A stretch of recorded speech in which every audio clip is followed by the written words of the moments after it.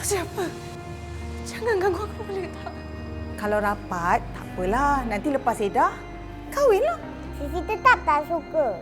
Angka adik pun kalau marah, dia senyum je. Orang pandanglah. Pedulilah dia orang tu. You ni dah gila ke apa? Memang I gila pun. I gila nak tunggu saat ni tau. Umi akan dapatkan hak penjagaan ini. Sama ada rela atau tidak. Dengar tu.